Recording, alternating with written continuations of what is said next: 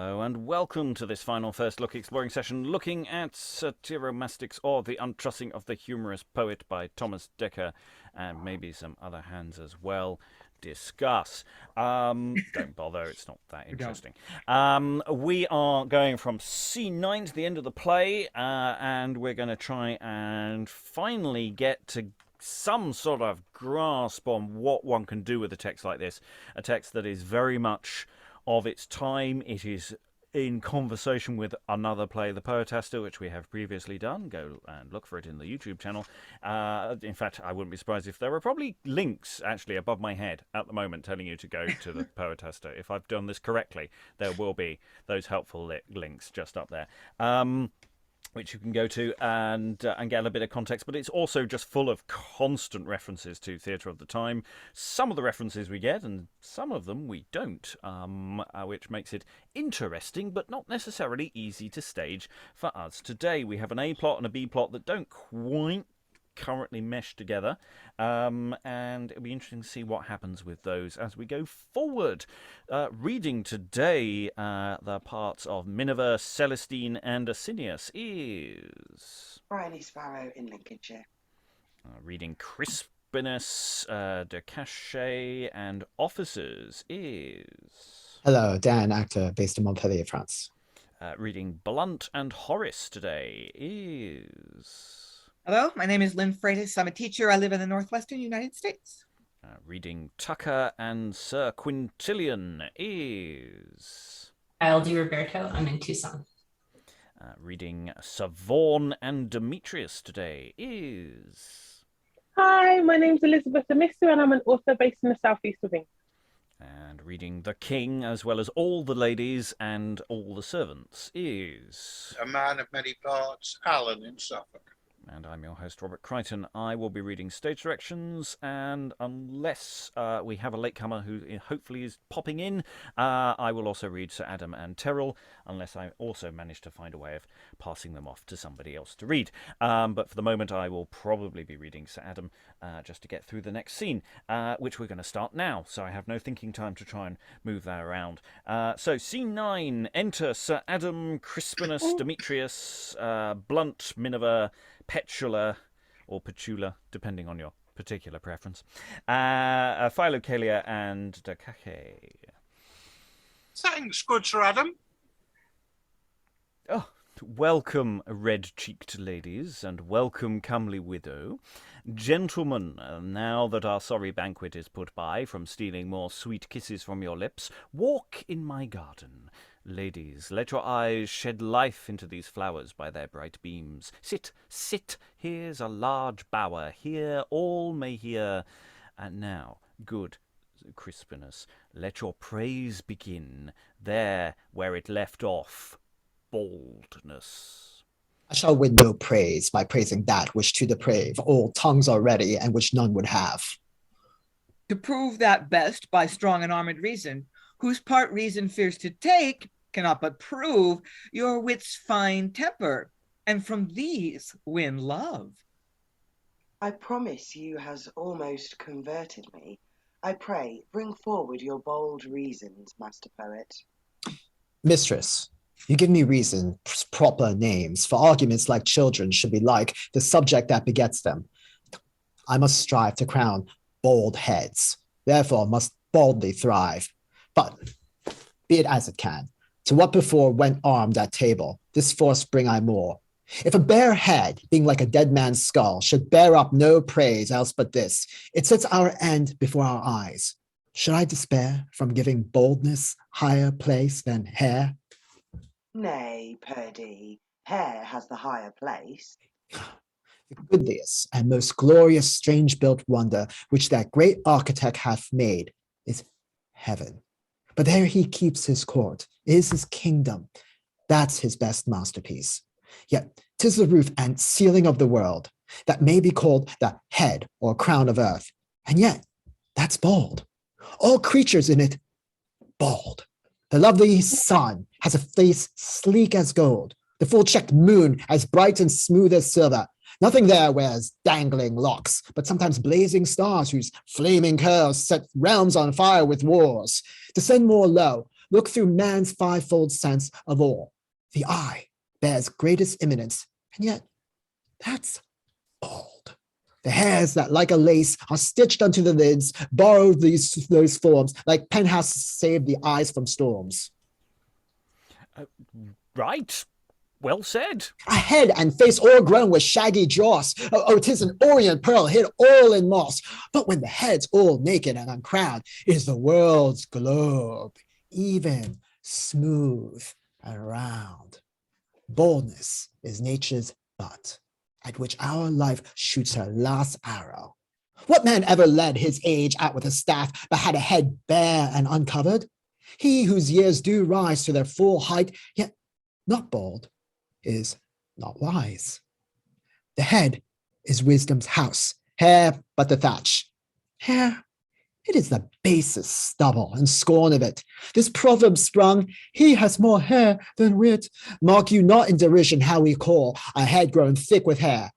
Bush natural?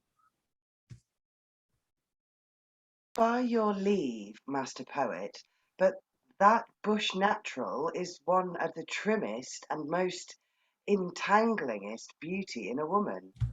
Right. But believe this, pardon me, most fair. You would have much more wit had you less hair.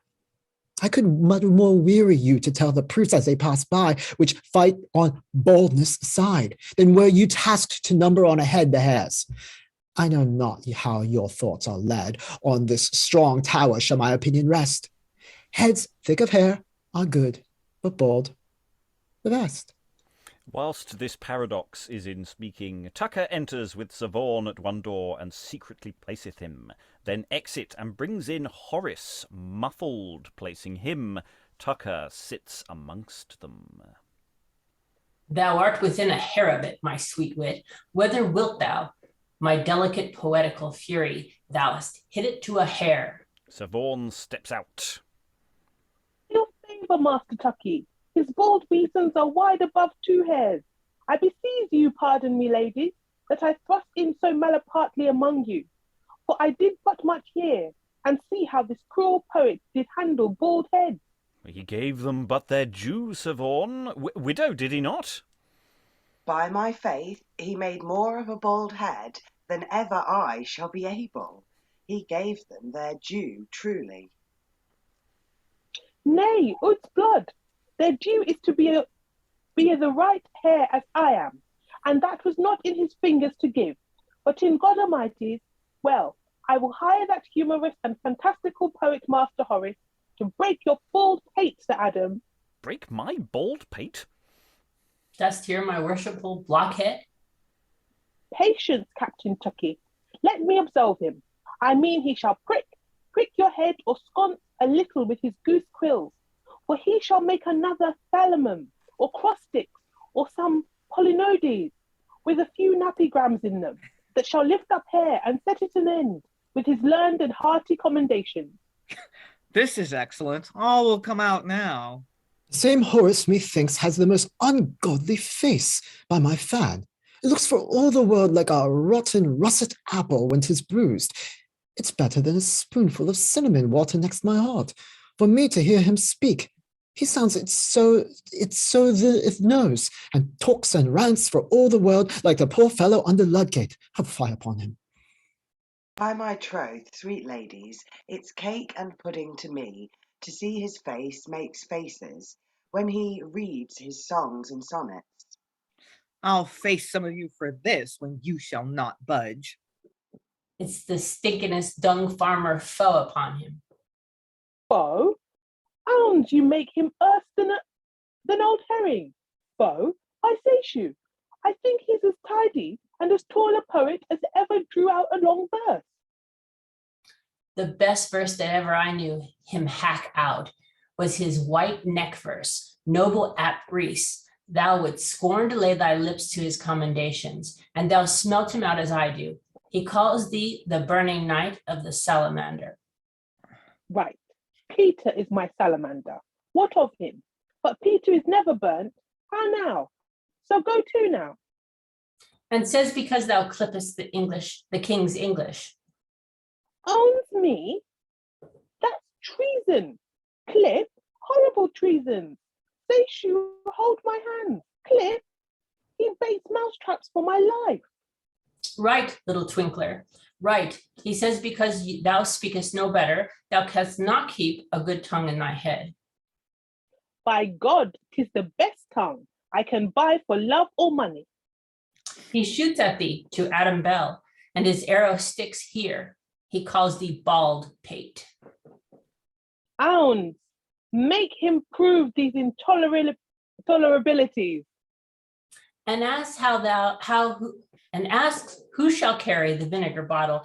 And then he rhymes too, and says prickshaft, nay, Minerva. He crumbles thy cat too, and Come, Tucca, come no more. The man's well known. Thou needst not paint him. Whom does he not wrong?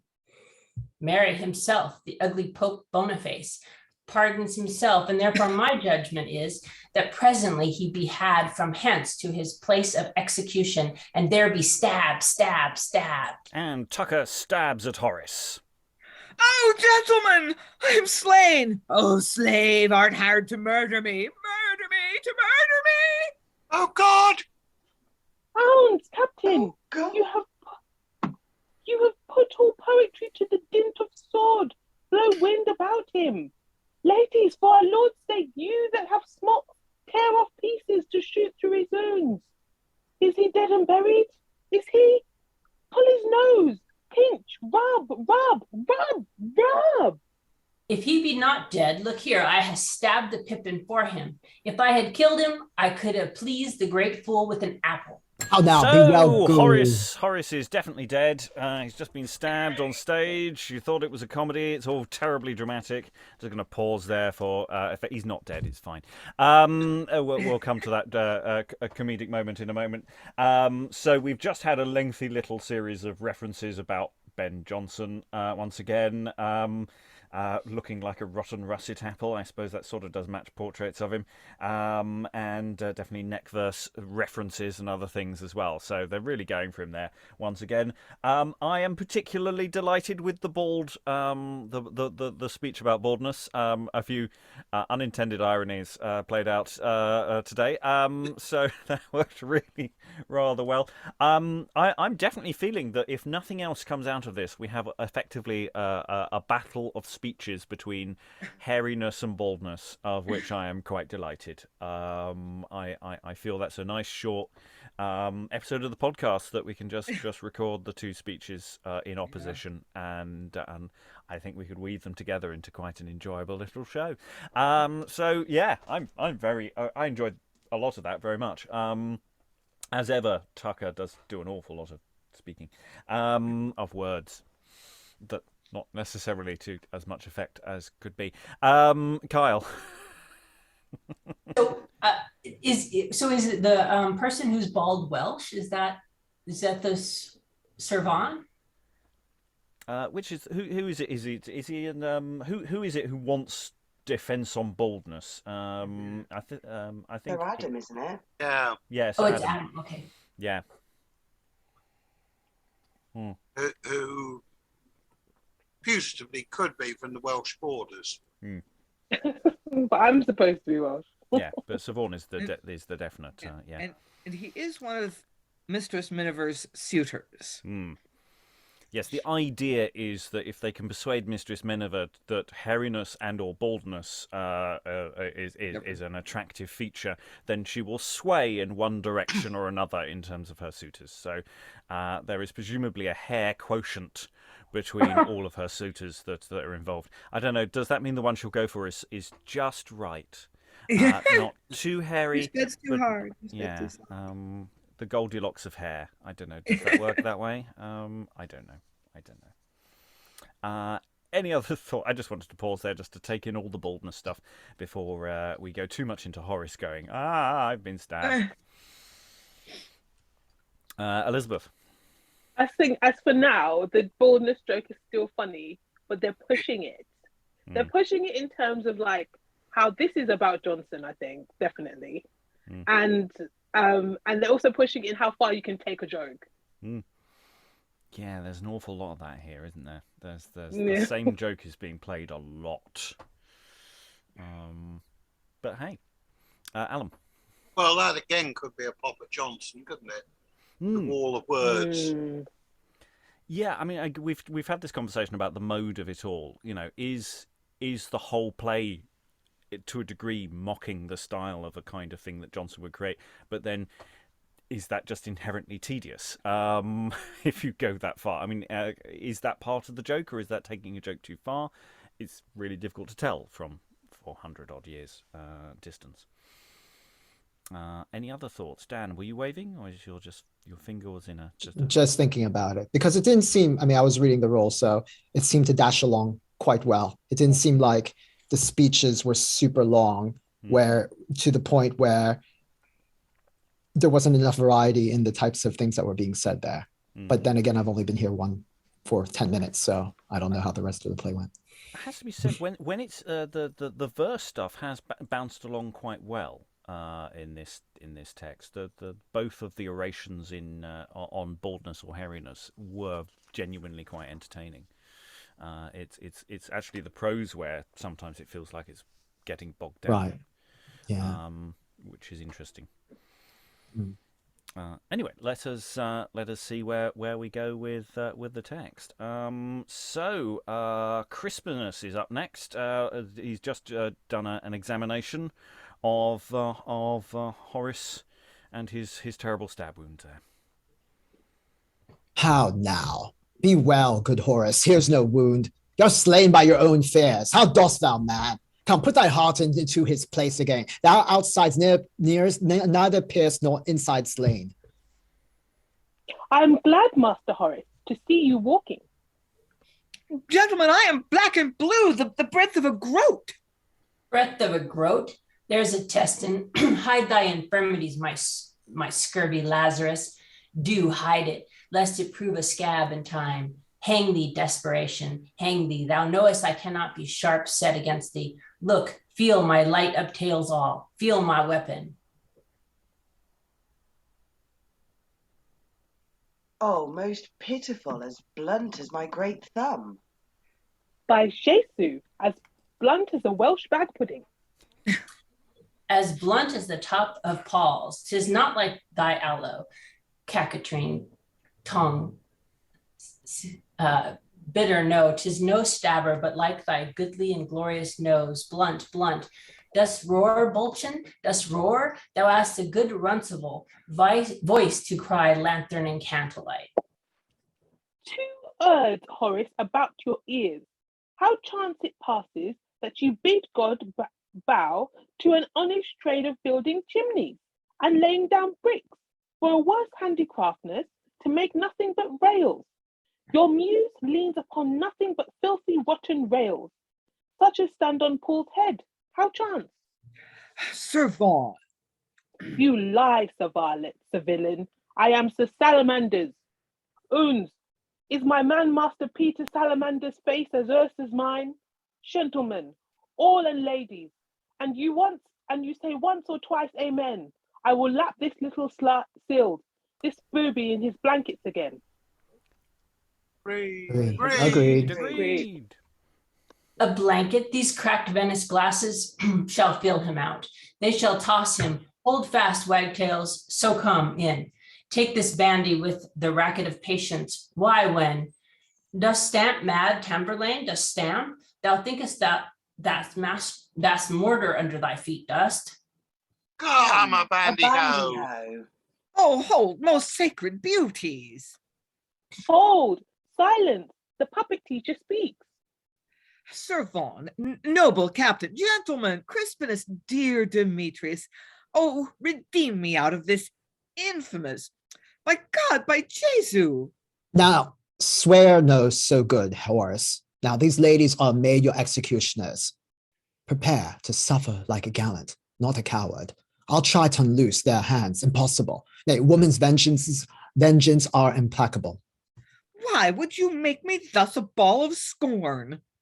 I'll tell thee why. Because thou entered actions of assault and battery against a company of honorable and worshipful fathers of the law.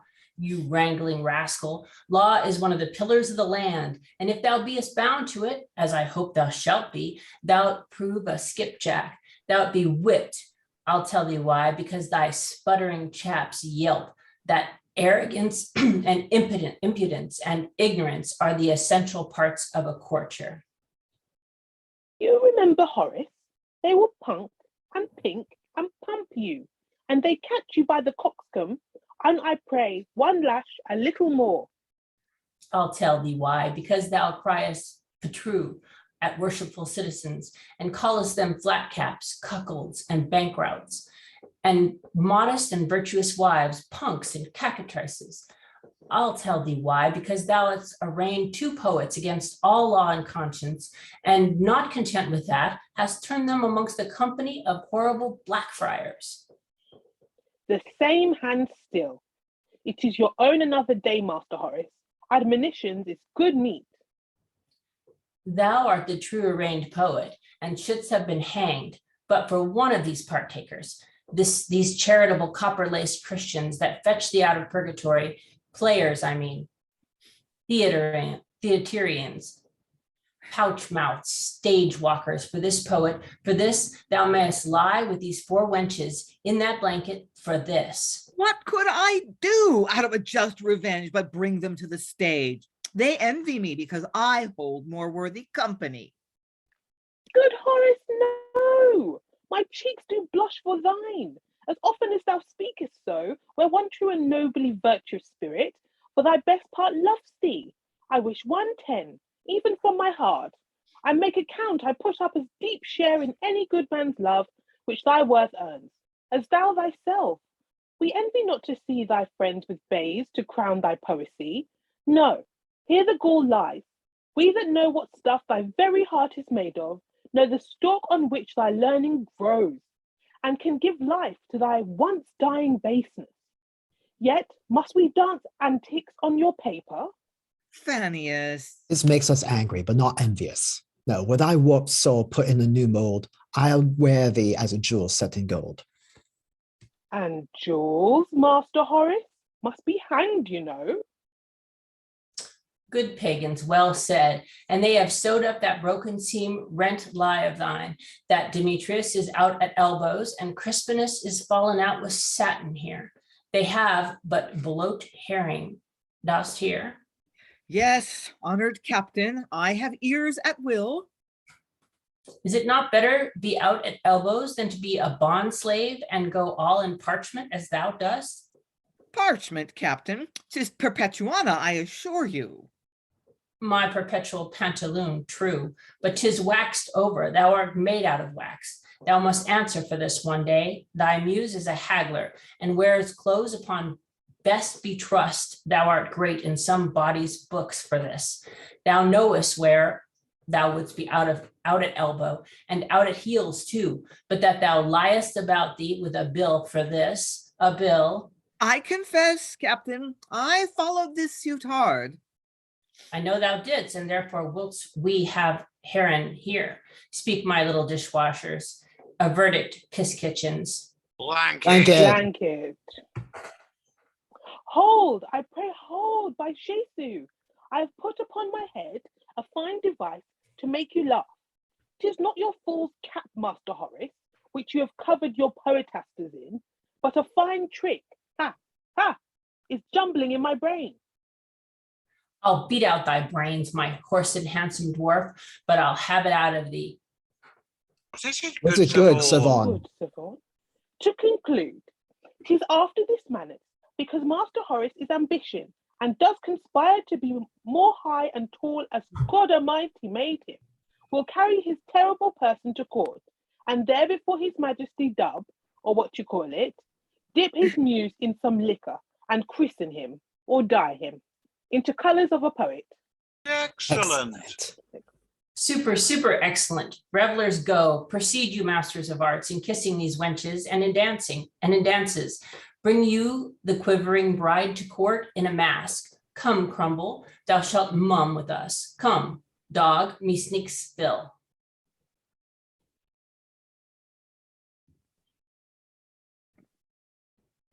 Oh, thou, my muse. Call upon God Almighty, and no muses. Your muse, I warrant, is otherwise occupied. There is no dealing with your muse now. Therefore, I pray, Mask, and your moves. And exeunt except for Crispinus. We shall have sport to see them. Come, bright beauties. The sun stoops low and whispers in our ears to hasten on our mask. Let's crown this night with choice composed wreaths of sweet delight. And they exit.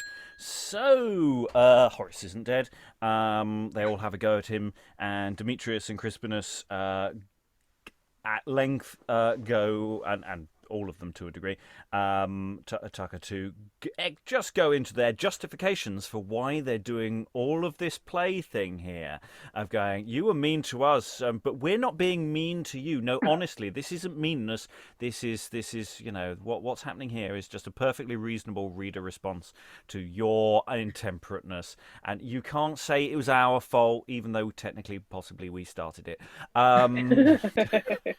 Depending on how you read the War of the Theatres, it does look like Dekker got in first. But never mind. Dekker and Marston might have been the instigators, or it all depends on how you read the various texts. But yeah, it does feel very self-indulgent at that point of going, yeah, this is what we're doing here, and it's sort of going, you're just as bad as Johnson then, aren't you? You have fallen into your own trap. So yeah, but we have a sense of building to a reckoning now, where it looks like the A plot is going to be conjoined with the B plot, because we're all going to go to court with the king, and that's where the A plot's living. So it does feel like things are moving in that sort of direction. Lynn, then Elizabeth. Yeah, it's like almost every episode in this plot strand. It's kind of a funny joke.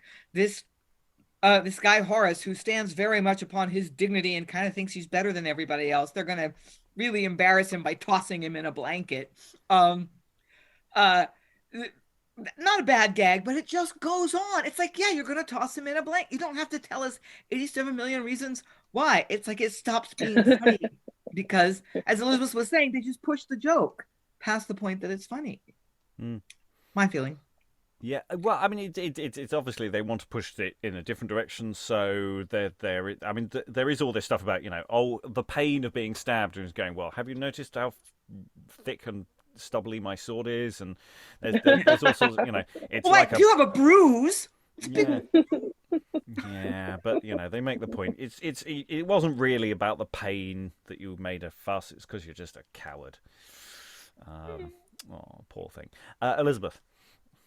I think we should take a moment to admire the quality of the line, my perpetual pantaloon true.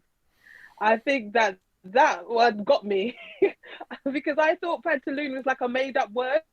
And now it's like, oh, actually, it means a real thing. A pantaloon is a real thing. Other thoughts? Alan? I think we've just had a hint that there might actually be a point of intersection between the two plot streams. Unless I misheard it, they're threatening to go off to court. So maybe we're getting actually some convergence between the two lines. Oh yeah, I think we're working towards some sort of climax of all of them interacting. Though of course that will partly depend on the doubling. I don't know how that's actually going to work. But yeah, it does look like we might be moving that direction. Do you remember the A plot with the court? It was a while ago. Quite a lot of water under the bridge since any of that happened. Dan? Just to say, I'm just observing again, the alliteration and the use of the fricatives just gets us moving along speedily, even though, and the way that the types of insults that are being thrown about, I think are quite clever. So it might be beating home the same point, but so far I'm not unentertained. It's pleasing to listen to. Okay. We have another scene to come. We have many more scenes to come, but the next scene is scene 10. And we have a lurker in the background. I don't know if Alexandra would like to come out and read some stuff. Come and read Terrill. Save me reading it. That would be lovely. And to hear your dulcet tones. Hello. Yes, if it's okay. Yeah, I'll Please do. Please do. Oh, night that Hang on, dies. let me read the stage direction first. Well, go ahead. Then. If you must. Chomping at the bit there. I just turned up, folks. Yeah. I'm so sorry. Sorry, I'm putting on the spot. Okay, scene 10. Enter Terrill and Celestine sadly. Sir Quintilian stirring and mingling a cup of wine. Oh, night that dyes the firmament in black, and like a cloth of clouds doth stretch thy limbs upon the windy tenters of the air. O thou that hangst upon the back of day like a long mourning gown, thou that art made without an eye, because thou shouldst not see a lover's revels, nor participate the bridegroom's heaven. Oh, heaven, to me a hell. I have a hell in heaven, a blessed curse. All other bridegrooms long for night, and tax the day of lazy sloth, call time a cripple, and say the hours limp after him. But I wish night forever banished from the sky, or that the day would never sleep, or time were in a swound, and all his little hours could never lift him up with their poor powers. Enter Celestine to him. But backwards runs the course of my delight. The day has turned his back, and it is night. This night will make us odd day, make us even. All else are damned in hell, but I in heaven. Let loose thy oath, so shall we still be even. Then am I damned in hell and not in heaven. Must I then go? 'Tis easy to say no. Must is the king himself, and I must go. Shall I then go? That word is thine, I shall. Is thy command, I go because I shall. Will I then go? I ask myself, oh, ill king says I must, you, I shall, I will. Had I not sworn? Why didst thou swear? The king sat heavy on my resolution, till out of breath it panted out an oath. An oath? Why, what's an oath?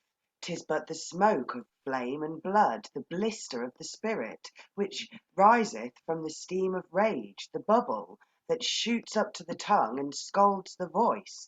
For oaths are burning words. Thou sworst but one. 'Tis frozen long ago. If one be numbered, what countrymen are they? Where do they dwell that speak naught else but oaths? They're men of hell. An oath, which is the traffic of the soul, 'tis law within a man, the seal of faith, the bond of every conscience, unto whom we set our thoughts like hands.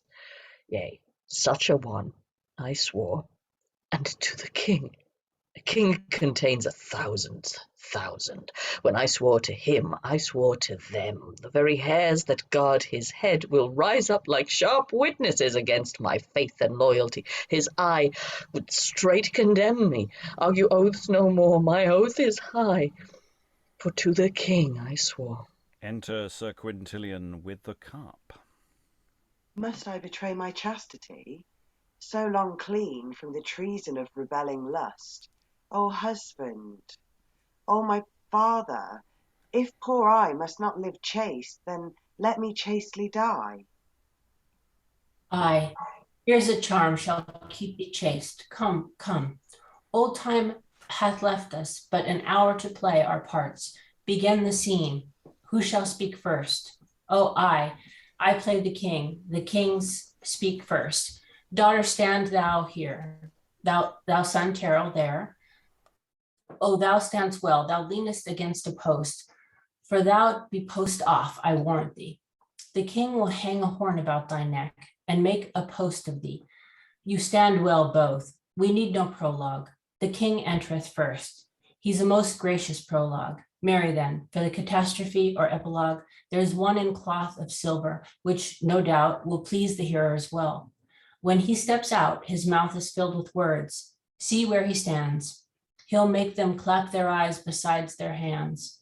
But to my part, suppose who enters now, a king whose eyes are set in silver, one that blusheth gold, speaks music, dancing walks, now gathered nearer, takes thee by the hand, When straight thou thinkest, the very orb of heaven moves round about thy fingers. Then he speaks thus, I know not how. Nor I to answer him. No, girl, knowest thou not how to answer him? Why then the field is lost and he rides home. Like a great conqueror, not answer him? Out of thy part already, foiled the scene? Disranked the lines, disarmed the action? Yes, yes, true chastity is tongued so weak, 'tis overcome ere it know how to speak. Come, thou happy close of every wrong. 'Tis thou that canst dissolve the hardest doubt. 'Tis time for thee to speak, we are all out. Daughter, and you the man whom I call son, I must confess I made a deed of gift to heaven and you, and gave my child to both, when on my blessing I did charm her soul in the white circle of true chastity, still to run true till death. Now, sir, if not, she forfeits my rich blessing and is fined with an eternal curse. Then I tell you, she shall die now whilst her soul is true. Die. I am death's echo. O my son, I am her father. Every tear I shed is 70 I weep and smile. Two kinds of tears. I weep that she must die. I smile that she must die a virgin. Thus we joyful men mock tears, and tears mock us. What speaks that cup? White wine and poison. Oh, that very name of poison poisons me. Thou winter of a man, thou walking grave whose life is like a dying taper, how canst thou define a lover's labouring thoughts? What scent hast thou but death? What taste but earth? That breath that pearls from thee is like the steam of a new opened vault. I know thy drift, because thou art travelling to the land of graves. Thou covet'st company, and hither bring'st a health of poison to pledge death, a poison for this sweet spring. This element is mine. This is the air I breathe. Corrupt it not. This heaven is mine.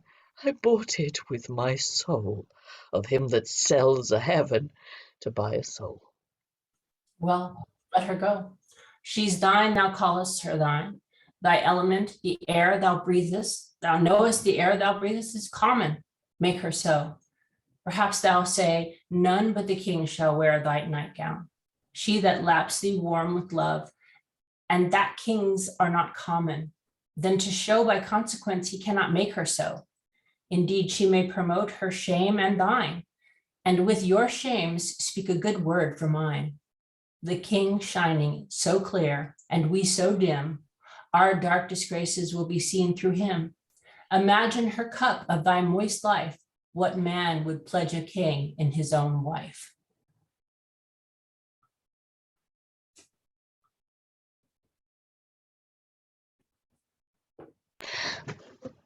She dies. That sentence poisons her whole life. What slave would pledge a king in his own wife? Welcome, O poison, physic against lust, thou wholesome medicine to a constant blood, thou rare apothecary that canst keep my chastity preserved within this box of tempting dust, this painted earthen pot that stands upon the stall of the white soul, to set the shop out like a flatterer, to draw the customers of sin. Come, thou art no poison, but a diet drink, to moderate my blood, white innocent wine. Art thou made guilty of my death? Oh no, for thou thyself art poisoned.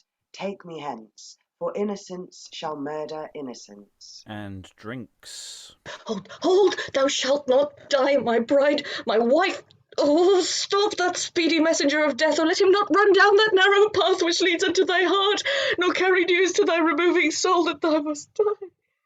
'Tis done already. The spiritual court is breaking up, all offices discharged. My soul removes from this weak standing house. of frail mortality. Dear Father, bless me now and ever. Dearer man, farewell. I jointly take my leave of thee and life. Go, tell the king thou hast a constant wife. I had a constant wife, I'll tell the king, until the king...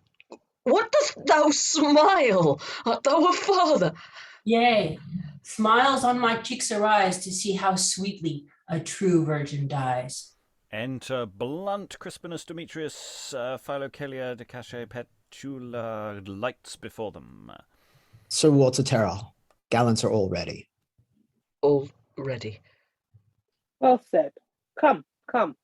Where's the bride? She's going to forbid the banns again. She'll die a maid. And see, she keeps her oath. Fair There's Celestine. Celestine. Bride! She that was fair, whom I called fair, and Celestine. Dead? Dead. Dead, she's death's bride. He hath her maidenhead. Sir Walter Terrill, Tell us How? how. How? Oh, cease. The subject that we treat of now is peace. If you demand how, I can tell. If why, ask the king that. He was the cause, not I. Let it suffice, she's dead. She kept her vow. Ask the king why, and then I'll tell you how. Nay, give your revels life, though she be gone. To court with all your preparation, lead on and lead her on. If any ask the mystery, say, Death presents a mask. Ring peals of music, you are lovers' bells. The loss of one heaven brings 1,000 hells. And they exit. Ask the king why, and then I'll tell you how. That's quite an intense scene. It's quite. It's very much in keeping with where the A plot was going. About 2 hours ago, on the other side of a wall of Tucca. It's tonally very, very different. It's a very interesting scene. It's interesting the way we've got people speaking in unison. How in unison are they? Are they really, or is that sort of a cue to sort of improvise your own? If everybody just immediately goes in unison, tell us how. Or is that an invite to do something along those lines to the thing, and then all the men speak and all the ladies. So the dynamics of that dialogue as well, and how that's functioning. So there's a lot going on here. And some slight confusion with the stage directions, because we have that opening stage direction of the all three of them enter, and then we have sort of other entrance cues, and I don't know whether that's they enter to do some additional physical action and then they leave Terrill to it, or whether that's just a slightly confused thing about that stuff happens later on. Lots of hands, lots of waving. I go to Dan, then Kyle, then Lynn. I wonder, because it's in unison, whether this is supposed to be dramatic or melodramatic. It's Dekker, so I kind of expect him to inject some humor, or at least put some lightness into this whole thing. And yet it does seem to work deadly serious, doesn't it? Melodrama can still be deadly serious in that sense. Absolutely. It's just not doing the same sort of psychological groundwork that other kinds of theatre does. But there's all sorts of interesting little quirks in there. Carl. It reminds me of the death of Virginia, except that she poisons herself rather than having her father stab her. But there's still just all this chastity and death, and somebody outside wanting to take her chastity, and that the whole legal stuff. It just feels like that kind of theme is being developed right there. It's interesting, I thought. There's a lot that the A plot was doing earlier as well, which is around those themes. It's an ongoing thing, and just the way what was the Celestine's first speech was fascinating. The way it was structured, it was very like Terrill actually earlier in the play. because it's all this, must I go? Is thy command, shall I go? Will I then go? I ask myself, it's broken up in such interesting ways. And yeah, it's doing lots of dynamic things. I'm fascinated. Other thoughts in the room? Who else? Lynn? Yeah, it does sort of remind one of, what was it, Promos and Cassandra, where the head of state or the judge says, send me your daughter. I want to talk to her. And the father ends up stabbing his daughter instead of sending her to be deflowered. Was that Promos and Cassandra, or that was something else? Anyway. But I think I have detected a continuity problem, because I thought I remember Sir Quintilian saying to the couple, don't worry, I've got a device to fix it. It'll be okay. It's fine. I've got a plan. And now he comes on pretending that this is real poison, and they don't seem to know that it's not. So am I remembering wrong, or what's I mean, he could have just said, look, I've got a plan that will save your chastity. I mean, it's a bit extreme. So, that could be his thing. I think you can make it work. But you're right, it does feel like he was saying everything's going to be fine earlier. But maybe he was lying. Death. Yeah. Bit sad. Yeah, it is a bit sad, actually. Yeah, I know. I'm full of profundities today. Somebody's got to do it. Any other thoughts, Alexandra? Yeah, just wanted to reinforce what we were saying about, is this drama or is this melodrama? Because it's the quality of the verse seems to vary. So we have what you pointed out with Celestine and those kind of self-interrupted kind of streams of thought, but we also have Terrill kind of starting very dramatically with night, oh night, but then by the time he gets to, and oh crap, it's night now, I at least really feel for him. So yeah, there's something about the quality of the verse that I'm not entirely sure whether we're supposed to take it as mockingly, and if so, of whom, or whether it's actually, we interrupt this program to show you how it's done. Yeah. I think this is one you only really know until you've thrown it in front of a few audiences and find out where the center of gravity lies as well, because it's probably a scene you could push in all sorts of different directions, and you might find where an audience decides. I mean, obviously, a modern audience is not necessarily the same as the original audience, and of course, reader responses will shift. But that's an interesting question, because, of course, sometimes you can't stop an audience pushing in a certain direction. Back to Alexandra, then Elizabeth, then Dan. To clarify, what I was saying is, I'm not sure how this satirizes Johnson, but if we think really hard, it might be satirizing Johnson in a way that we just haven't seen. Elizabeth. I definitely agree with Alexandra. I know it's taking the mick out of Johnson here, but I'm not sure how. But I really like the contrast between the poisons in this play and in How a Man May Choose a Good Wife from a Bad. Because in that one, we already knew that poison was like a sleeping draught, and there was kind of like a I don't know, a smug, what's it called, dramatic irony that the audience know that, but the main character doesn't quite acknowledge it. But this one time we've got a poison, a real one, and I love this like concept of I can't remember the name of the character who just comes on stage stirring this white wine with the like very villainesque, in a very like sort of villainous pose. I like that, and the way Terrill and Celestine come on sadly. I thought it was a nice change of tone, and I think it works in this. I think they get it right. It lands. But I might be the only one. I might be the only one that feels so. I have to say I'm liking the A plot to a degree. I mean, it's not inherently a nice plot, but it's sort of working. Whether it fits with the rest of the text, I'm not so sure. but I'm willing to try. Dan. I think that there's room actually to play several different tones in this part. You could play dramatic and then go to melodramatic and even comedic and then go shift back again. And I think you're doing service to all of it, rather than just putting it in one direction of, well, we're going to just mock Johnson or satirize one character, or we're just going to play it completely straight. I think because it's got so many different levels to it that I think there really isn't a bad way to do it here. And not necessarily, I mean, you can really lead an audience with how you want them to think, but I think if you play lots of different tones, then you get to play the entire, you get to play all the ranges, really. Okay, let's find out where this is going, because it's all very sad.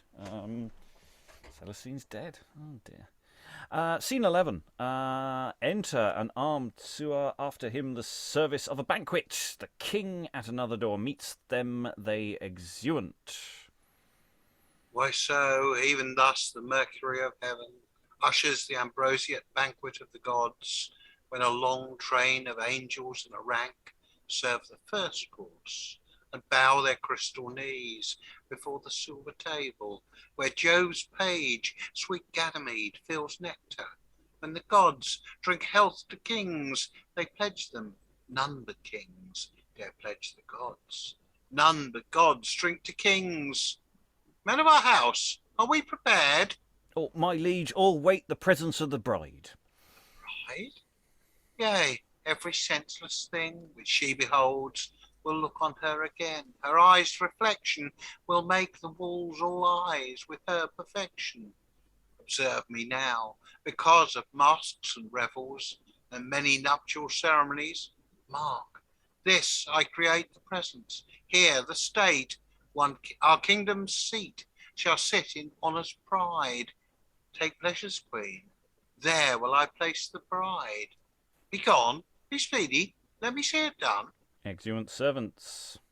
The king in love is steward to himself, and never scorns the office myself by, or glances from the market of her eye. Soft music, a chair is set under a canopy. Sound music, thou sweet suitor to the air, now woo the air again.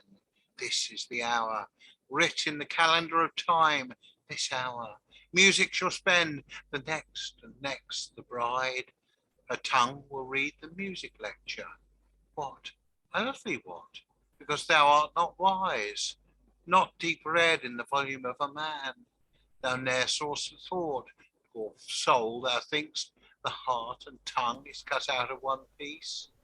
But thou art deceived, the world hath a false light. Fools think 'tis day, when wise men know 'tis night.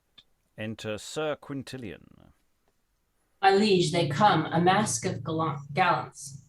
Now the spirit of love ushers my blood. They come, the watchword in a mask is the bold drum. Enter Terrill, Blunt, Crispinus, Demetrius, Philocalia, Petula, Dicache, all masked, 2 and 2 with lights like maskers. Celestine in a chair.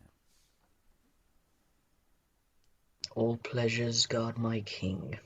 I here present my oath upon the knee of duty. Knees are made for kings, they are the subjects' fees. What Terrill, thou art well ill-suited, ill made up, in sable colours like a night piece dyed. Com'st thou the prologue of a mask in black? Thy body is ill-shaped, a bridegroom too.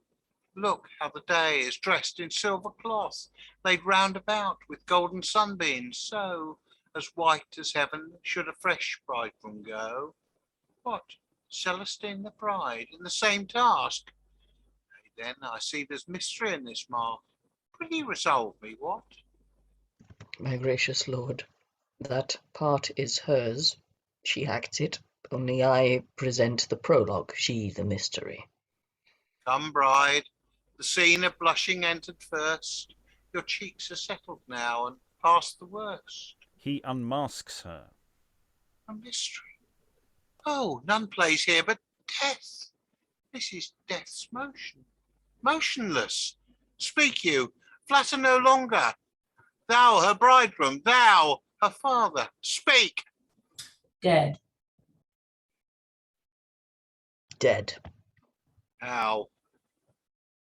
Poisoned. Poisoned? What villain durst blaspheme her beauties or profane the clear religion of her eyes? Now, King, I enter. Now the scene is mine. My tongue is tipped with poison. Know who speaks, and look into my thoughts. I blush not, King, to call thee tyrant. Death has set my face and made my blood bold. Hear me, spirits of men, and place your ears upon your hearts. The day, the fellow to this night, saw her and me shake hands together, for the book of heaven made us eternal friends. Thus, man and wife, this man of men, the king, what are not kings, was my chief guest, my royal guest. His grace graced all the table, and did well become the upper end where sat my bride. In brief, he tainted her chaste ears, she yet unknown. His breath was treason, though his words were none. Treason to her and me. He dared me then, under the covert of a flattering smile, to bring her where she is, not as she is, alive for lust, not dead for chastity. The resolution of my soul, outdared, I swore, and taxed my faith with a sad oath, which I maintain. Here, take her. She was mine when she was living, but now dead, she's thine. Do not confound me quite, for mine own guilt speaks more within me than thy tongue contains. Thy sorrow is my shame, yet herein springs joy out of sorrow, boldness out of shame. For I by this have found once in my life a faithful subject, thou a constant wife. A constant wife. Am I confounded twice, blasted with wonder? Oh, delude we not, thou art too true to live again, too fair to be my Celestine, too constant far to be a woman. Not to be thy wife, but first I plead my duty and salute the world again. My king, my son, know all. I am an actor in this mystery and bear the chiefest part. The father I 'twas that ministered to her chaste blood, a true somniferous potion, which did steal her thoughts to sleep and flattered her with death. I called it a quick poisoned drug to try the bridegroom's love and the bride's constancy. He, in the passion of his love, did fight a combat with affection. So did both. She for the poison strove, he for his oath. Thus, like a happy father, I have won a constant daughter and a loving son. Mirror of maidens, wonder of thy name, I give thee that thou art given, pure, chaste, the same. Hear what? I would not part for the world's pride, so true a bridegroom and so chaste a bride. I'm going to pause there because we're about to move into a separate unit of action in the scene. So that, by and large, concludes the A plot there. So she's not dead. Who didn't see that coming? Who didn't have a slight suspicion that it might be just a sleeping draft, because we've done one of those quite recently. In fact, might have explicitly just referenced it just now. So yeah, Briony. If she had have actually been dead, that last scene would have been super messed up. Why couldn't they have just said she's dead rather than parading her dead body around on a chair? So I'm glad that she wasn't dead, because that would have been really disturbing. But yeah, hey, maybe we just just end it a few lines earlier and see what the effect is there. I mean, it'd make the rest of the scene really hard to do. But that also quite interests me, actually, if you just slightly tweak one element of this this scenario, because this scenario can be pushed in so many different directions depending on what you want to do with it. Because if it is just a rather horrific suicide pact, then that's a very different scene from, oh, it's all fine. This is all based on the principle that the king's going to turn out to do the right thing at the end of the day. Because if he just turns out to be a maniac, then they are quite screwed at this point as well. So that's an interesting possibility. Lynn. Yeah, I mean, if he's a real tyrant, he'd be like, how dare you deceive me? Twice, everybody dies. You know? He's the king. Yeah. So. Yeah. So, yeah. Other thoughts? Any other thoughts about this A plot before we go back to the B plots? Elizabeth. Yeah, I'm with Lynn, and I'm definitely with Briony in this one. I feel like it was very creepy bringing her out on a chair. I thought, like, for me, I was like, for that moment, she's dead, and it was like, that's very, very weird and odd. But then this whole thing about the king, you know, we really they've not solved the problem. The fact that she was dead and now she's alive has not changed the fact that the king wants to sleep with her and that her husband and her father don't like this idea. The problem still remains. Well, I mean, the king did say, I feel a bit sad and sorry, just before she woke up. Vaguely. I mean, he didn't go into much detail, but he talk about his own guilt and stuff. So, you know, but of course that's all partly dependent on the timing of Celestine waking up. I mean, it's very difficult to assess what drugs are going to do and whether to anyone's, you know. Luckily, they have the miracle of modern science, which is a dramatic convention, which helps. Dan. I think Kyle was before me. Oh, actually. Kyle.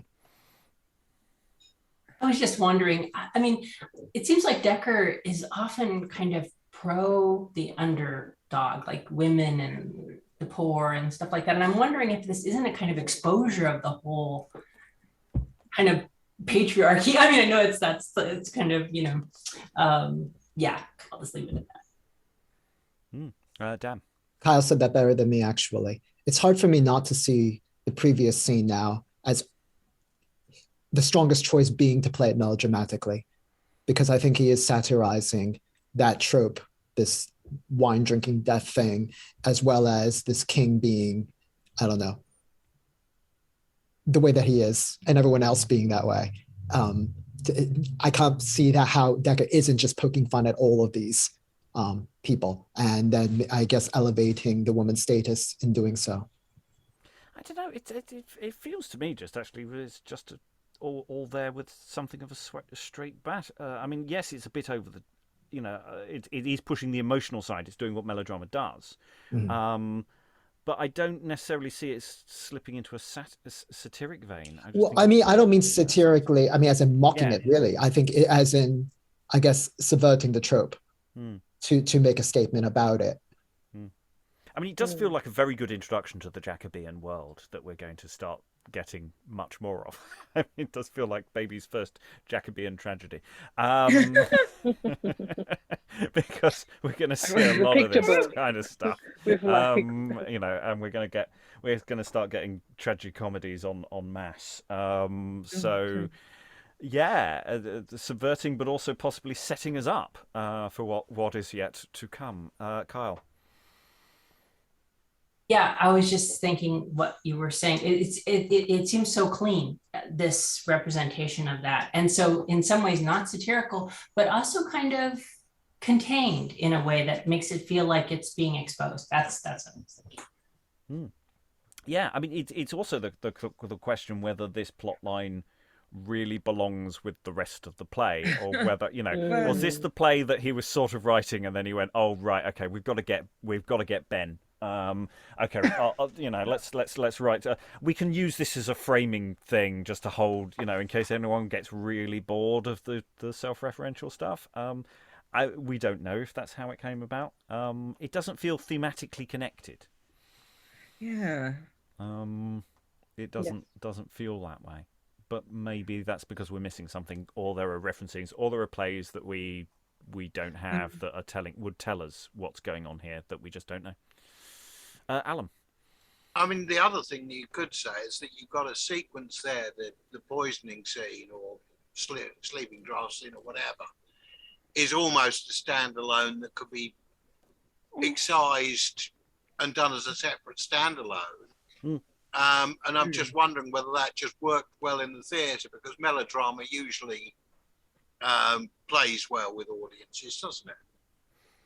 Well, with some audiences, yeah. It depends on, again, personal taste and what the audience is there to see. I have to say the whole King plot is actually, apart from additional supernumeraries at the initial wedding, is actually very self-contained and does feel like a detachable little project to play with. That might be an interesting exercise, because we've got 4 primaries and a few others, and so you could create an interesting 30-minute piece actually out of it, because it's not very long within the overall text of the play. It's tiny.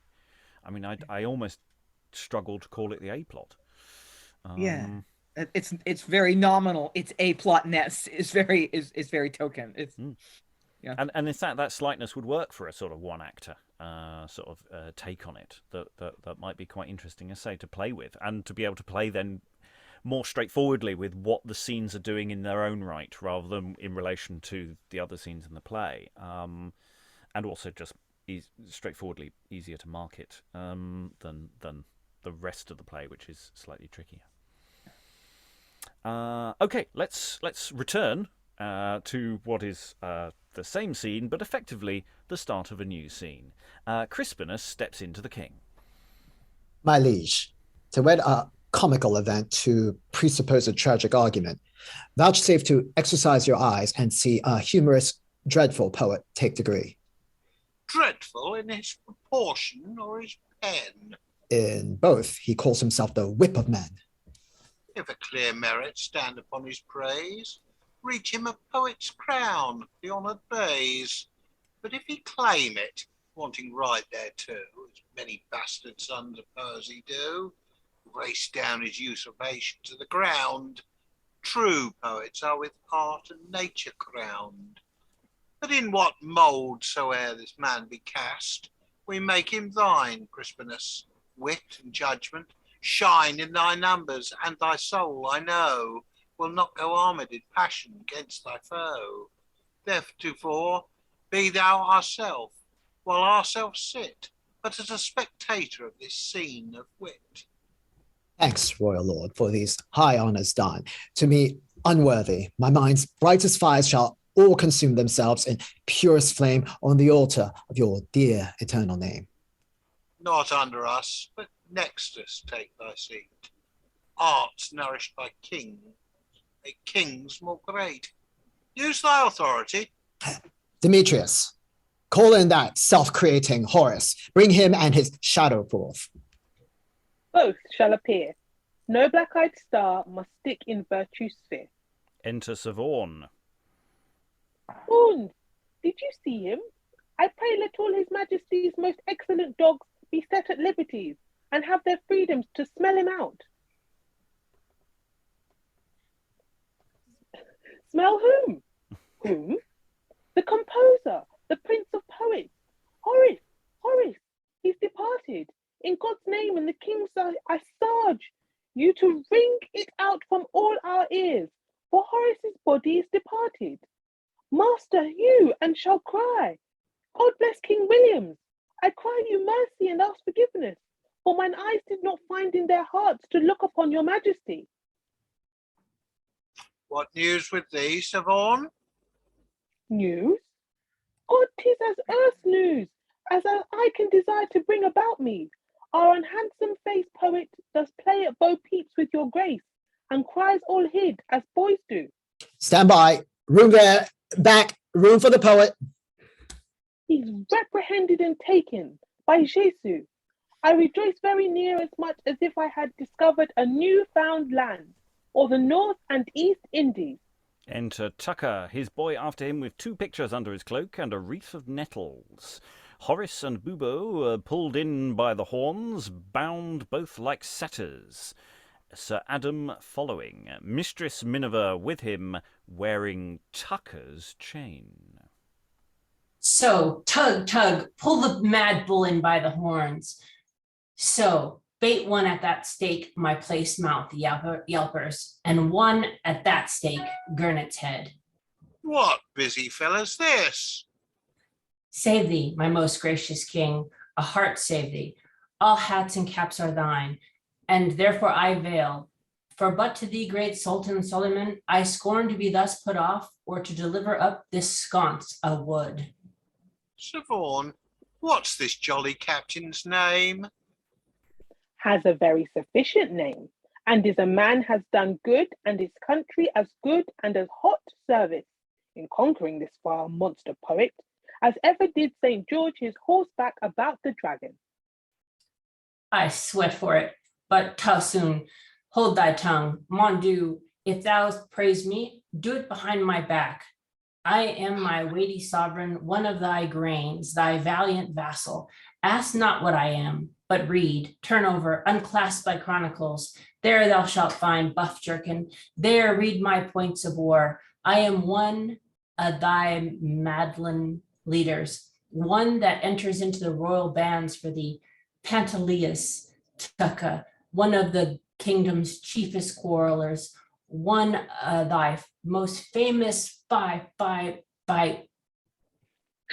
I hold my life. No, whirligig, one of his faithful fighters, thy drawer a royal tamer clown. Go to, I pray, Captain Tucca. Give us all leave to do our business before the king. With all my heart, shake that bear whelp when thou would. Horace and Bubo, pray send an answer into his majesty's ears. Why you go thus in Urid's metamorphosis and strange fashions of apparel? Cur, why? My lords, I was drawn into this beastly suit by head and shoulders only for love I bear to my Ningle. Speak, Ningle, thou mouth's next. Belch out, belch why? Did it to retire me from the world and turn my muse into a timonist, loathing the general leprosy of sin, which like a plague runs through the souls of men. I did it, but to bite every motley head vice by the nose. You did it, Ningle, to play the bugbear satyr and make a camp royal of fashion mongers quake at your paper bullets, you nasty tortoise. You and your itchy poetry break out like Christmas, but once a year, and then you keep a reveling and a raining and a scratching of men's faces, as though you were Tiber, the long-tailed prince of rats. Do you? Horace. Silence. Pray let all earths be strangled or held fast between your teeth. Under control of my dread sovereign, we are thy judges. Thou that didst arraign art now prepared for condemnation. Should I but bid thy muse stand to the bar, thyself against her wouldst give evidence for flat rebellion against the sacred laws of divine poesy. Herein most she missed, thy pride and scorn made her turn satirist, and not her love to virtue as thou preachest.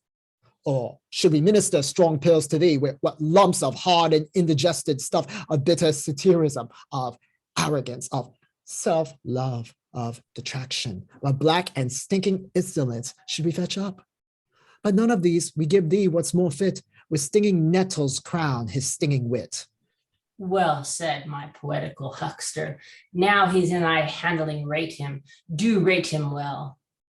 Oh, I beseech your majesty, rather than thus be nettled, I'll have my satyr's coat pulled over mine ears and be turned out of the Nine Muses' service. And I too. Let me be put to my shifts with my Ningle. By Shisu, so you shall, Master Bubo. Flee off this hairy skin, Master Horace. So. Untrust. His poetical wreath made dapper punk fetcher. Oh! Nay, your O's nor your calinos cannot serve your turn. Your tongue, you know, is full of blisters with railing, your face full of pocky holes and pimples with your fiery inventions, and therefore to preserve your head from aching, this biggin is yours. Nay, by Shesu, you shall be a poet, though not glorified, yet nettlefied. So. Sirrah, stinker, thou art but untrust now. I owe thee a whipping still, and I'll pay it. I have laid rods in piss and vinegar for thee. It shall not be the whipping of the satyr, nor the whipping of the blind bear, but of a counterfeit juggler that steals the name of Horace. Oh, counterfeit? How does he usurp that name? Yes, indeed. An't please your grace, he does sup up that abominable name. He does, O King Cambyses, he does. Thou hast no part of Horace in thee but to name, and his damnable vices. Thou hast such a terrible mouth, and thy beard's afraid to peep out. But look, here you staring Leviathan, here's the sweet visage of Horace. Look, parboiled face, look, Horace had a trim long beard and a reasonable good face for a poet, as faces go nowadays. Horace did not screw and wriggle himself into great men's familiarity impudently, as thou dost, nor wear the badge of gentleman's company, as thou dost, thy taffety sleeves tacked to only with some points of profit. No, Horace had not his face punched full of eyelet holes, like the cover of a warming pan. Horace loved poets well, and gave coxcombs to none but fools. But thou lovest none, neither wise men nor fools, but thyself. Horace was a goodly, corpulent gentleman, and not so lean a hollow-cheeked scrag as thou art. No, here's the copy of thy countenance. By this will I learn to make a number of villainous faces more, and to look scurvily upon the world as thou dost. Sir Vaughan, will you minister that oath? Master Asinius Bubo, you shall swear as little as you can. One oath shall dam up your innocent mouth. Any oath, sir, I'll swear anything. You shall swear by Phoebus, who is your poet's good lord and master, that hereafter you will not hire Horace to give you poesies for rings or handkerchiefs or knives which you understand not, nor to write your love letters which you, in turning of a hand, set your marks upon as your own, nor you shall not carry Latin poets about you till you can write and read English at most. And lastly, that you shall not call Horace your ningle. By Phoebus, I swear all this and as many oaths as you will, so I may trudge. Trudge then, pay your legs for fees, and be disarged. Proof. Run, red cap, wear horns there. And exit Asinius. Now, Master Horace, you must be a more horrible swearer, for your oath must be, like your wit, of many colours, and like a broker's book of many parcels. Read, the inventor of his oath. I'll swear till my hair stands up on end to be rid of this sting. Oh, this sting. 'Tis not your sting of conscience, is it? Upon him, imprimis. Imprimis, you shall swear by Phoebus, and the 60 of muses lacking one, not to swear to hang yourself, if you thought any man, woman, or Sild could write plays and rhymes as well-favoured ones as yourself. Well said. Hast brought him to the gallows already. You shall swear not to bombast out a new play with the old linings of jests stolen from the temple's revels. To him, old Tango. Moreover, you shall not sit in a gallery when your comedies and interludes have entered their action, and there make vile and bad faces at every line, to make gentlemen have an eye to you, and to make players afraid to take your part. Thou shalt be my niggle for this. Besides, you must forswear to venture on the stage where your play is ended, and to exchange courtesies and compliments with gallants in the Lord's robes, to make all the house rise up in arms, and to cry, "That's Horace, that's he, that's he, that's he, that pens and purges humours and diseases." There, boy, again. Secondly, when you bid all your friends to the marriage of a poor couple, that is to say, your wits and necessities, alias dictus, to the rifling of your muse, alias your muse's upsitting, alias a poet's wits and ale, you shall swear that within 3 days after, you shall not abroad, in bookbinders' shops, brag that your viceroys or tributary kings have done homage to you, or paid quarterage. I'll bust thy head, Holofernes. Moreover, and imprimis, when a knight or gentleman of earthship does give you his passport to travel in and out to his company, and gives you money for God's sake, I trust in Jesu you will swear, tooth and nail, not to make scold and wry-mouthed jests upon his knighthood, will you not? I never did it, by Parnassus. What? Swear by Parnassus and lie to Dr. Dudapole. Thirdly, and last of all saving one, when your plays are misliked at court, you shall not cry, mew, like a pusscat, and say you are glad you write out of the courtier's element. Let the elements alone, 'tis out of thy reach. In briefliness, when you sup in taverns amongst your betters, you shall swear not to dip your manners in too much sauce, nor at table to fling epigrams, emblems, or play speeches about you like hailstones, to keep you out of the terrible danger of the shot, upon pain to sit at the upper end of the table at the left hand of Carlo Buffon. Swear all this by Apollo and the 8 or 9 muses. By Apollo Helicon, the muses who march 3 and 3 in rank, and by all that belongs to Parnassus, I swear all this. Bear witness. That fearful wreath, this honor is your due.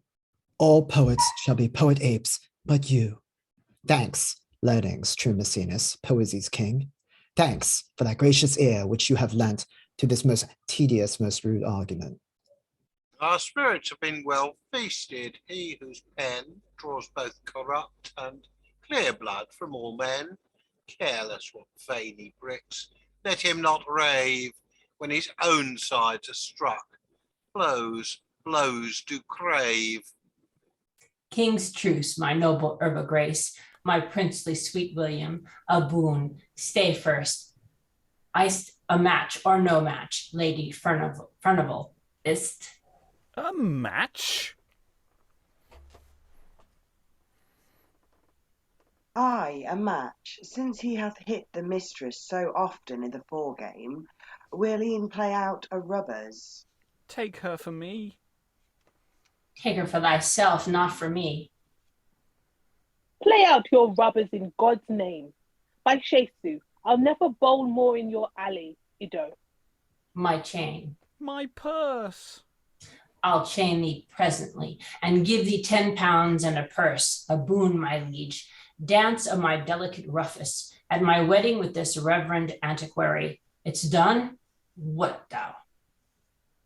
I'll give thee kingly honour, night and sleep, with silken ribbon would tie up our eyes.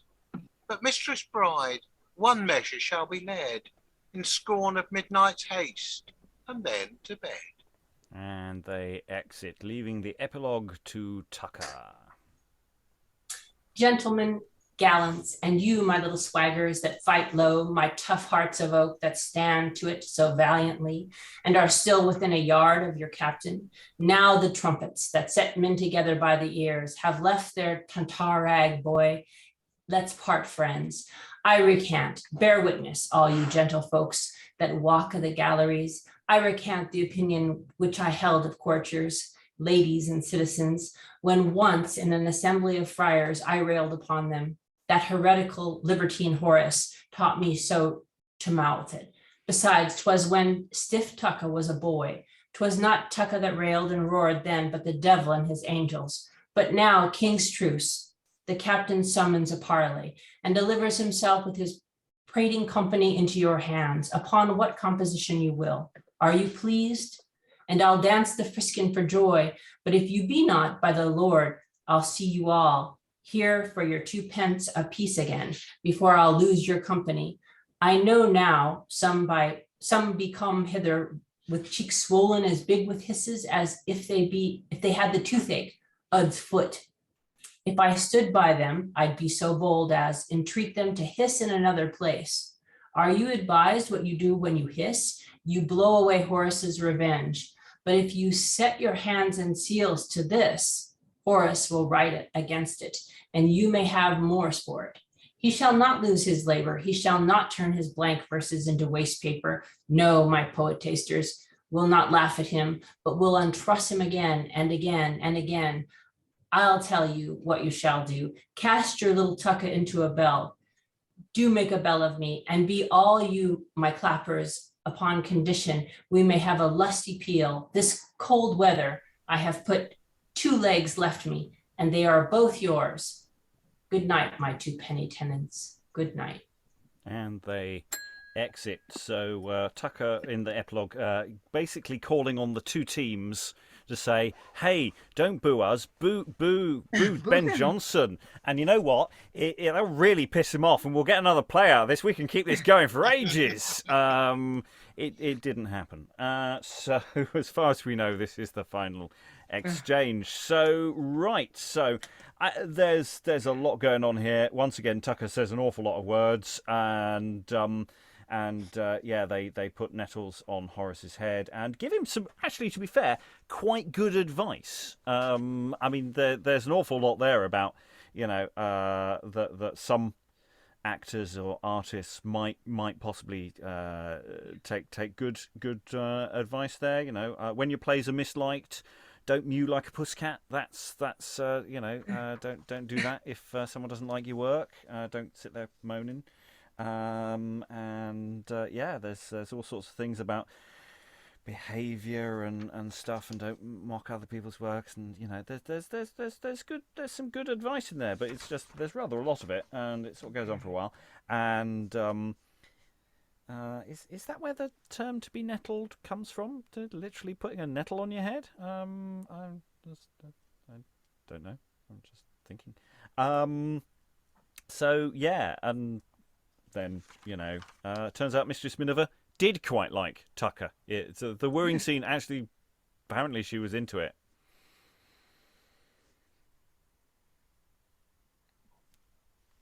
Just we were asking earlier how to play that scene. She's chosen Tucca, so she must have been into it. Maybe. Alexandra. Entirely unrelated to that, I really love the very last line in Tucca's plea to the audience, good night, my 2 penny tenants. It's because of how much standing tickets would have cost, presumably, or the cheapest of the tickets. But it's somehow very sweet. And also, it's not an insult. It ends on something that is kind from Tucca, who has spent this entire time swaggering. Yeah, and got some good lines throughout. Again, we are bombarded with theatrical in-jokes, O King Cambyses, etc. Just never ending. Yeah, Dan. I mean, it's hard not to read this without also comparing it to Poetaster, because it is in direct response to it. Absolutely. And I feel that, yes, Alexandra was saying in the chat, and I agree that this was definitely anticlimactic, but I feel that it was much more sharply written. It's much shorter.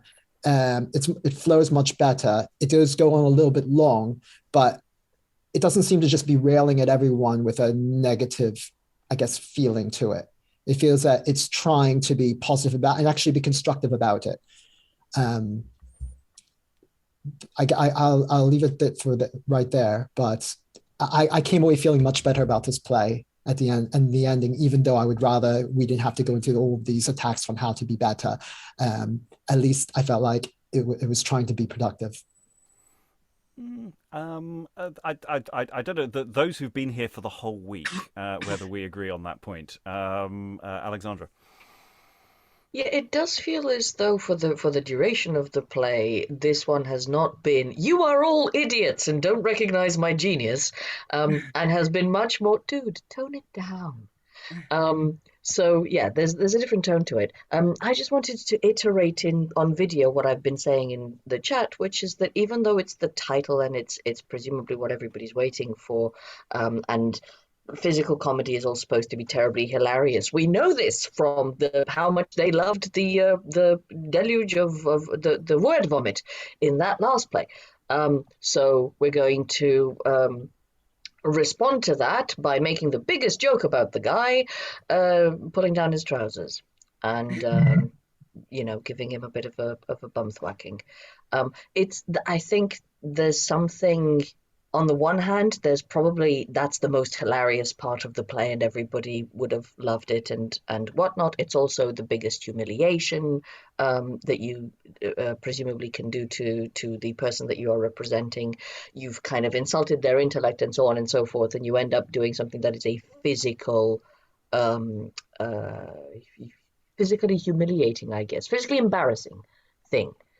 But on the other hand, yes, it doesn't feel like it's reached the highest point of laughing at the person. It feels like it's scraping the bottom of the barrel, which is how I feel about the end of Poetaster as well. Yeah, and it's also the response to how this is performed. It would be quite difficult because we've got it's performed by Lord Chamberlain as men and also the Children of Paul's. Now, how you receive this scene with schoolboys effectively doing it is very different to adults doing it, and there's a different response in terms of how it would be performed as well. To play into that, how does it land with adults as opposed to with a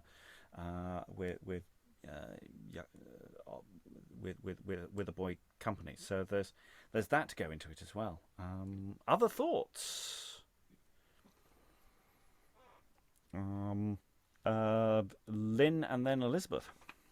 Yeah, I'm not sure that I do feel better about this than I did about Poetaster. I feel like the humiliation of Horace goes a little far.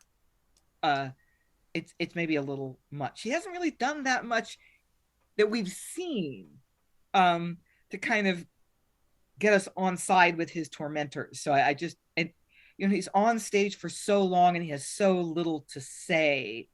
But I just feel like maybe the torture goes on too long and is maybe a little too severe. Yeah, you need to be comfortable with it.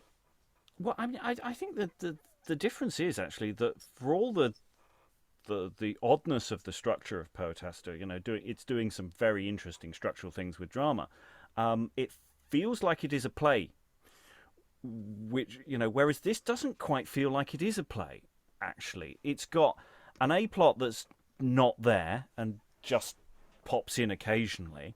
And then you have this never-ending Tucca routine. I mean, it just is unrelenting. I mean, we've had it for 3 sessions, interspersed with occasional bits. The Horace and the Crispinus bald versus hairy back and forth.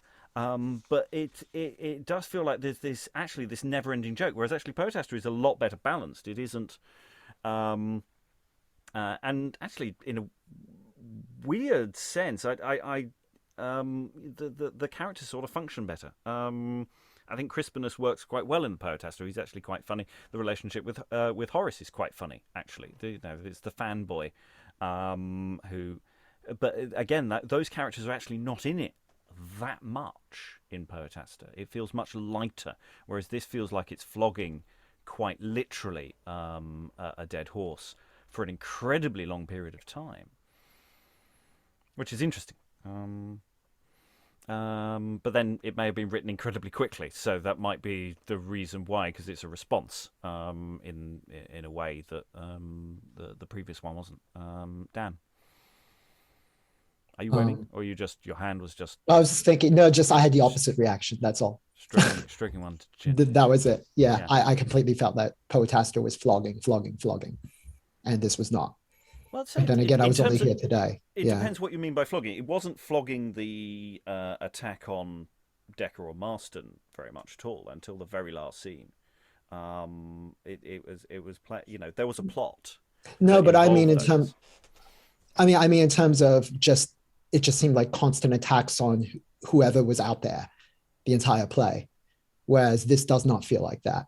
This felt, I guess, the attacks seem much, I guess, more sharply directed and not so critical in the sense of you have no idea what you're doing. It's basically, I think, on the turn that Alexandra was saying of just you're going a little too, you're taking it too far here.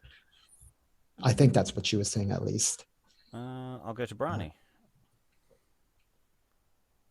Yeah, I missed the middle session of this one, but for me, from what I remember from the first session, and maybe it was slightly less today, I just felt like there was a lot of stuff that I could tell it was there, but I just wasn't getting it. It wasn't landing for me. I wasn't necessarily getting the references that it was making. Whereas last week, I knew where I was at more, and I didn't feel like I was missing out on loads of stuff. There were times when there was stuff there that I maybe, I was aware of and wasn't getting, but there seemed to be more layers of it, so there was always something that I was getting with that one. Yes, because whereas previously Poetaster was, a thing about Rome, which was therefore talking about other things, whereas here it's the setting is irrelevant, and actually the story that's going around it is relatively irrelevant. What matters here is that Tucca and others attack Horace constantly. There isn't actually that much more going on there. Whereas, as I say, there's an awful lot going on in Poetaster. There's effectively 5 plays, short plays, one after the other, that sort of interlink. Elizabeth? Yeah, I really agree with this concept that there's a disconnect in this play that we don't find in like something like Satiromastix that holds together really well. But with Satiromastix, it's just like a sense of ideas, like, oh, we're gonna do this, yeah, that's really good. And then we're gonna do that, yeah, oh, that's great. And we're gonna do this as well, oh, that would be wonderful. And then it doesn't come together. It doesn't gel. And it was like at the beginning there was a sense of it's too early to tell. But by the time you get to the end, you get a sense of okay, this is much more of an answer to another play than the play in itself. And I feel like Poetaster may not have been the best play. I really liked it. I thought it was quite good. I loved Ovid in it. But it was a play. It was a play in itself. It had its own points to make. Whereas this one just feels like I like the fact that you said it could have been produced quite quickly. A very rushed sort of answer to someone else's work. And what is almost a crime in it is that it's some really beautiful writing in this. I felt like there were some lines and I thought there were some really funny comedic moments as well.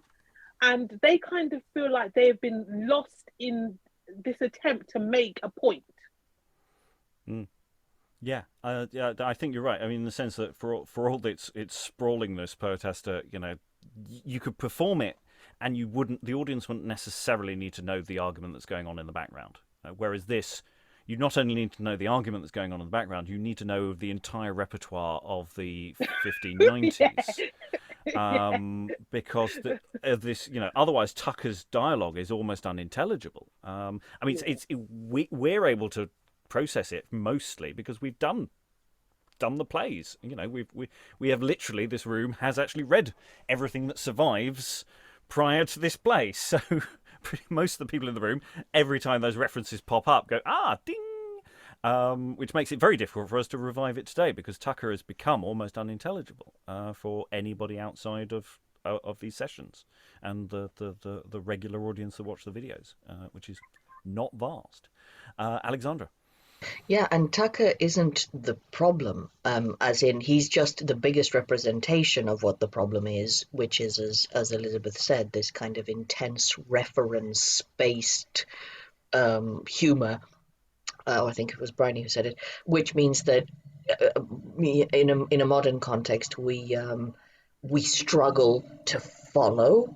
I don't know how much this would have been in its own time. This would have been preaching to the converted, but in terms of what would you do for a modern production, Even the plot line that is supposedly a plot, the Terrill and his wife situation, is it doesn't feel, we were talking about this in the chat, it doesn't feel like those characters are incredibly well constructed, right? The people who are really well delineated, characterized, are the ones that are supposed to represent specific individuals. So if an audience watching this was in on all the gags, which presumably they were, then it must have been absolutely glorious. But then somehow this is the last point in that conversation. So is that because it wasn't terribly popular, or because it was so effective that nothing else needed to be said? And yeah, as a modern audience, where if we don't have the context of that, as it were, conversation, I don't feel, this is the thing I was saying over the previous sessions as well. I don't see why you'd want to come to watch it, which is sad. I think there are a number of shows that could be done with this, but they are more didactic shows about the period. You know, we could do an interesting show about the War of the Theatres that culminates in this, and I think that would be a very interesting show. But it wouldn't necessarily use that much of the text. It would use exemplars and would, you know, maybe use this closing scene and then also the closing scene from Poetasta and other bits and pieces. And we could make a really fun, 90-minute, 2-hour show about all of those interconnectedness and, really tie into some backstory of some of the people and the theories, because we don't know for certain about some of these references and how they all function. And I can see a short version of the A plot in this, but I think I do agree with Alexandra. It's a big ask to present this text as a text, because I don't think it'd be outside of a conference on the War of the Theatres, or similar, or Ben Jonson, or whatever, because you won't. Why would you watch it? Anyway, we've gone already well into extra time, so just a quick roundup of thoughts from the room. Final thoughts, Alan. Any final thoughts? Yeah, I'm just wondering whether the way to handle this is to actually split what we've been calling the A plot, which is a thin, short piece that I think could possibly stand on its own, although not without problems, from the other side of it, the War of the Theatre side of it, because I don't think there's that much connection between the two of them.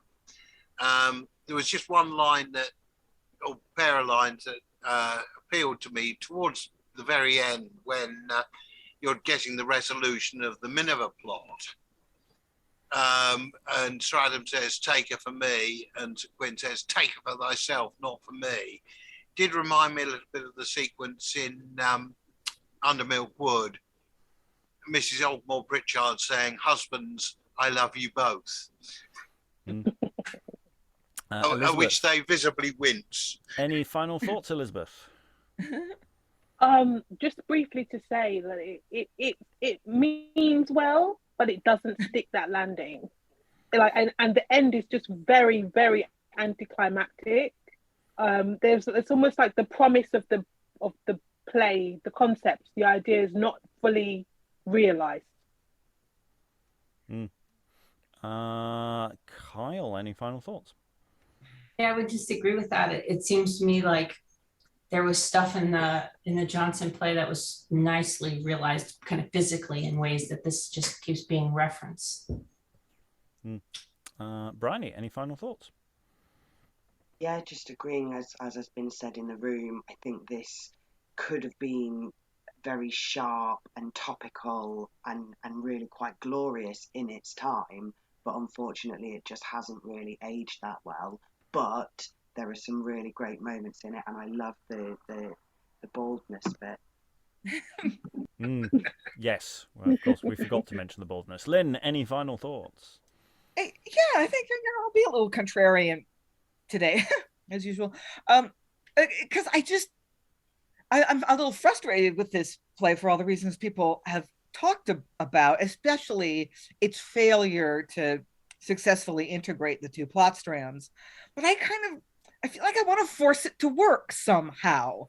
I mean, get in there with my editor's pruning shears, and like, I think I would, rather than detach the King Terrill Celestine plot, I would cut the Minever love plot. That's not necessary. The people competing for the wealthy widow, we're not doing that.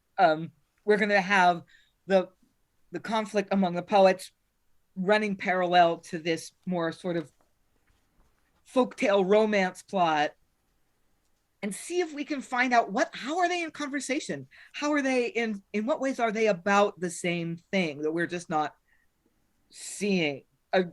And try to restore some balance to it. I mean, just really take out big chunks of unfunny, repetitive stuff from the poet plot so that it's a little more half and half.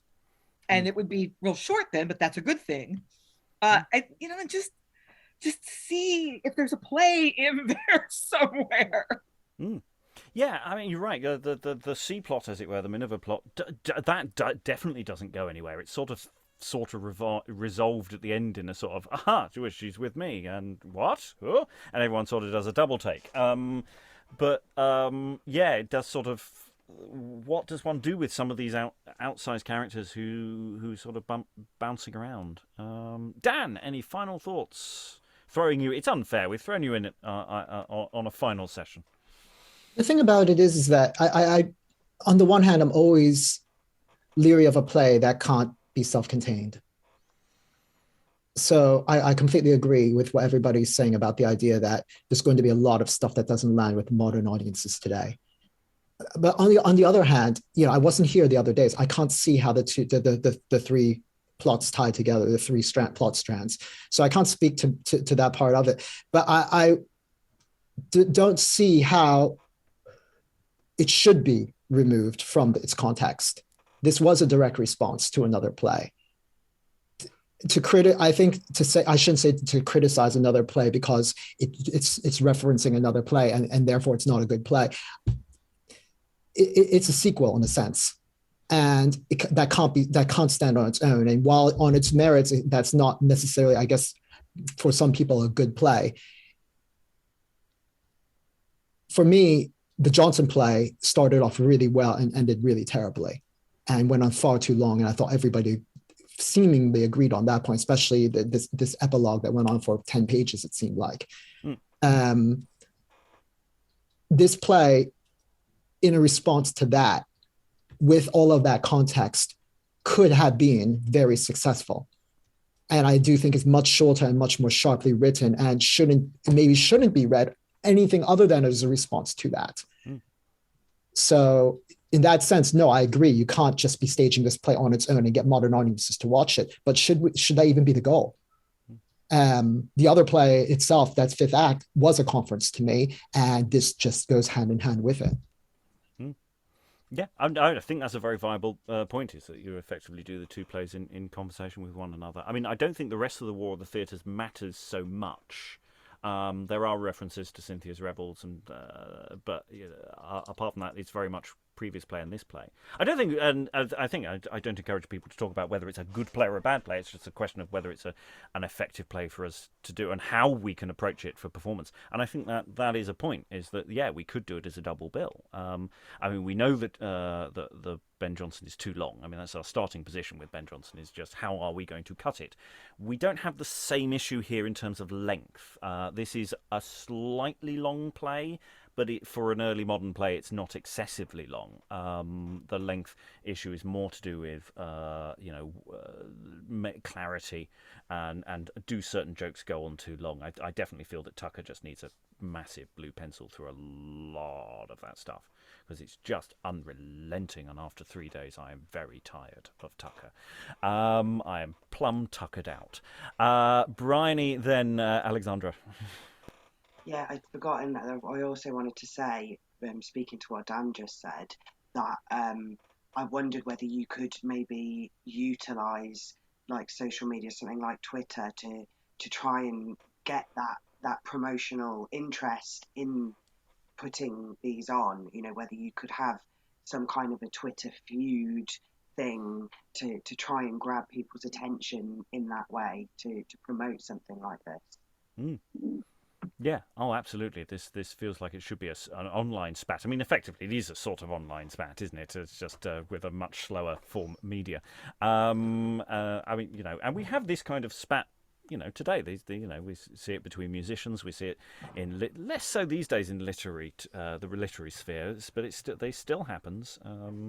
Anyway, Alexandra, final thoughts. I think Briony's idea would be the best way of staging the two plays that you're talking about, and in tandem, or potentially the entirety of the Poetomachia, just moving it onto Twitter, and then sort of administering it over time in conversation form.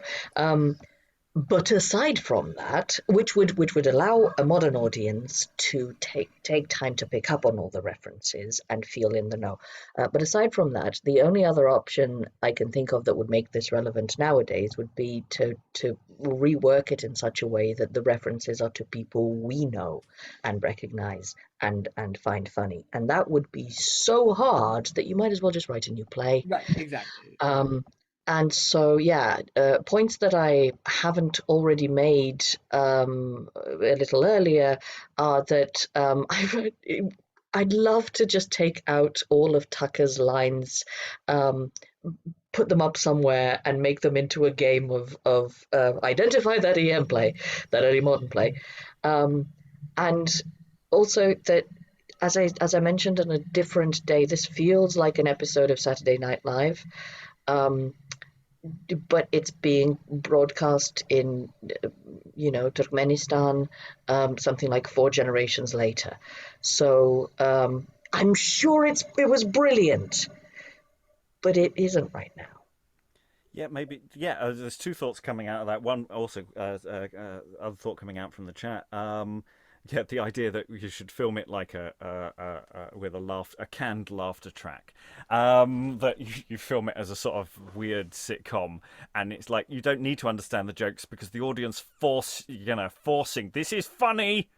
Yes, it was. It's not funny now. It was, and there's something quite a weird artifact could come out of that. Just following on from something Alan put in the chat about arguments between footballers' wives, which is very topical at the time of recording this. I better be careful of what I say depending on where this case goes. But actually staging both or all of these plays as a ongoing court case is actually quite nice as a way of adapting some of this material, because each play ends with effectively an arraignment of some description, of some kind of climax. So I'm wondering whether there's that might be a way of building that War of the Theatres show that I sort of nebulously was talking about. That might be an interesting framing device. The court of history is now in session. The court of public opinion. Bring on a representative audience to see what they say. Anyway, we have sadly run out of time. I'm sure there's an awful lot more to say about this and any other of these plays. We have, however, run out of the War of the Theatres. Though we've covered them all now, and other battles, I'm sure, will ensue in the future. Till then, all that remains to thank all the wonderful readers for their wonderful reading. Thank you very much, and goodbye, you nasty tortoise.